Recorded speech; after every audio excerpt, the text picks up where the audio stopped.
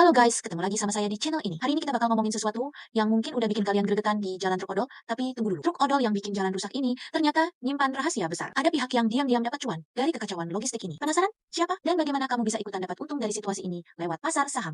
Simak terus sampai akhir. Pertama, yuk kita bahas dulu apa sih sebenarnya truk odol ini? Odol atau over dimension overload ini adalah truk yang muatannya melebihi kapasitas yang diizinkan. Gak cuma beratnya yang over, tapi dimensinya juga sering dimodifikasi biar bisa ngangkut lebih banyak. Nah, kenapa sih sopir truk sampai terpaksa odol? Jawabannya simpel. Tekanan ekonomi, tarif angkut yang rendah, biaya operasional yang tinggi, ditambah lagi pungli yang merajalela. Para sopir ini seperti terjepit di antara dua batu keras. Bicara soal pungli, ini nih yang bikin masalah makin runyam. Bayangkan, hampir 20% biaya operasional bisa ludes cuma buat bayar biaya siluman di jalan. Efek dominonya, odol bikin jalan rusak, distribusi terganggu, dan ujung-ujungnya harga barang naik.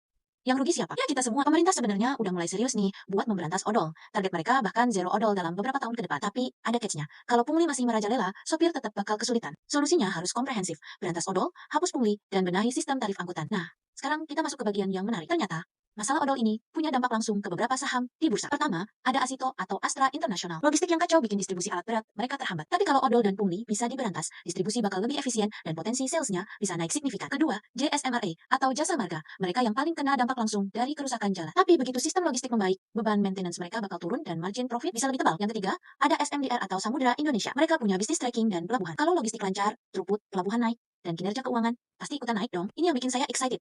Sektor logistik yang lagi berbenah ini sebenarnya peluang investasi yang belum banyak dilirik. Pasar belum sepenuhnya menghargai potensi dari reformasi logistik ini. Ini momen yang tepat buat nangkep peluang sebelum pasar sadar sepenuhnya. Jadi intinya, kalau Indonesia benar-benar serius membereskan masalah odol dan pungli, ini bukan cuma kabar baik buat para sopir truk, tapi juga peluang emas buat kamu sebagai investor yang jeli. Gimana menurut kalian? Ada yang punya pengalaman langsung soal odol atau punya saham di sektor logistik? Tulis di kolom komentar ya. Oh ya, jangan lupa subscribe dan pencet lonceng biar nggak ketinggalan insight-insight investasi menarik lainnya. Sampai ketemu di video selanjutnya.